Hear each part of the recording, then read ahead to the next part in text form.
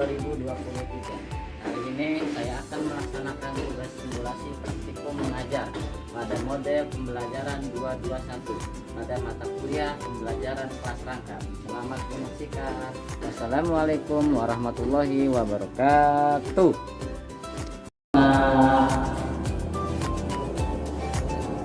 Baik, gimana kabarnya anak-anak hari ini untuk kelas 3 dan kelas 4? Semuanya pada sehat-sehat semua ya? Alhamdulillah. Baik, sebelum Bapak dimulai, Bapak awali dulu dengan berdoa terlebih dahulu ya semuanya. Bismillahirrahmanirrahim. Rabbis shrah li sadri wa yassir li amri wahlul 'uqdatam min lisani yafqahu qawli. Rabbi zidni ilman warzuqni fahman wasi'an. Baik, terima kasih untuk anak-anakku yang ganteng-ganteng dan yang cantik-cantik. Baik, sebelum pembelajaran ini dimulai, Bapak akan mengabsen terlebih dahulu. Baik, mulai dari kelas 4. Mulai dari kelas 4 dulu ya. Baik. Oke, 1. Yang pertama, Suwanti ada? Alhamdulillah ada. Desi ada? Ada. Budi sakit. Sakit kenapa? Oh, panas. Sudah berapa hari deh? 3 hari. Oh, udah pernah nengok belum? Belum. Nanti kapan-kapan kita nanti nengok ya. Oke, lanjut. Sekarang yang ke kelas 3. Sapin, Anton, hadir. Linda, hadir. Lanjut, Agus, hadir. Oke, hadir semua. Baik, kalau seumpamanya sudah hadir semua, mungkin karena ini kelasnya semua pada digabung dan khususnya untuk kelas 4 karena gurunya sakit juga, makanya di sini Bapak akan menggabungkan dari kelas 3 dan kelas 4. Yang Bapak sarankan yang pertama, 1, ketika Bapak sedang menerangkan dan menjelaskan, diharapkan untuk kelas 3 dan kelas 4 tidak berisik. Bisa? Oke, alhamdulillah. Baik, sebelum kepada pembelajaran. Nah, di sini Bapak akan mengingatkan terlebih dahulu dari materi pembelajaran yang sebelumnya. Nah, khususnya kepada kelas 3. Baik, kelas 3. Minggu kemarin kita sudah menjelaskan dan menerangkan mengenai tentang bagaimana ciri-ciri makhluk hidup, gitu ya. Nah, nanti akan diulas kembali setelah ini. Nah, terus yang kelas 4-nya. Kelas 4, Bapak dapat tugas mungkin dari ibu yang mengajarnya untuk menanyakan mengenai materi yang sebelumnya. Kira-kira kelas 4 kira-kira ingat apa tidak? Indahnya kebersamaan. Nah, dan selanjutnya mengenai tentang keberagaman suku dan budaya yang ada di Indonesia. Masih ingat kelas 4? Alhamdulillah masih ingat. Baik, sebelum dimulai mungkin Bapak akan menjelaskan terlebih dahulu ya dari kelas 3. Kelas 3, ciri-ciri makhluk hidup.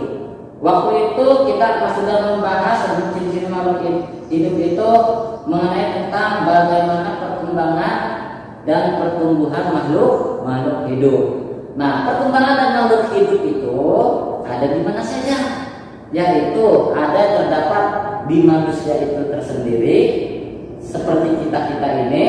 Nah, terus yang keduanya di hewan dan yang terakhirnya di tumbuhan. Masih ingat? Masih. Nah, pertanyaannya, coba Agus, Bapak mau tanya, kira-kira menurut Agus apa ciri-ciri dari makhluk hidup itu? Apa? Makan. Ya, pintar makan. Yang selanjutnya Linda, bergerak. Ya, pintar bergerak. Terus ada lagi ya Kak, yang terakhir itu K, Baik, terima kasih kepada kelas 3. Alhamdulillah semuanya materinya diingat. Nah, baik, sekarang yang ke kelas 4 ya. Tolong diperhatikan untuk yang ke kelas 4. Coba Bapak mau tanya dulu kepada kelas 4 ya, kelas 4. Bagaimana dari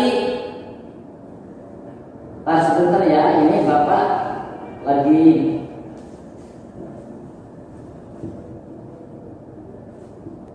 satu, dua, tiga. baik untuk kelas 4. Jadi ada faktor penyebab keragaman masyarakat. Nah, di sini ada beberapa faktor-faktornya. Yang pertama yaitu adalah letaknya strategis. Ya, apa itu letaknya strategis? Yakni antara dua samudra dan dua benua. Ya, oke, lanjut yang kedua. Yang kedua itu negaranya berbentuk kepulauan. Nah, berbentuk kepulauan. Yang selanjutnya kondisi alam yang beragam. Jadi wilayah Indonesia ini kondisi alamnya itu sangat beragam sekali. Maksudnya beragam itu ada yang berada di daerah pegunungan, ada di daerah lautan, dan juga ada di daerah daratan dan sebagainya. Oke, paham ya, teman-teman ya? Nah, lanjut. Yang selanjutnya faktor kondisi transportasi dan juga komunikasi. Ini pun sangat penting sekali, faktor-faktor yang menyebabkan masyarakat supaya daerah tersebut itu bisa maju.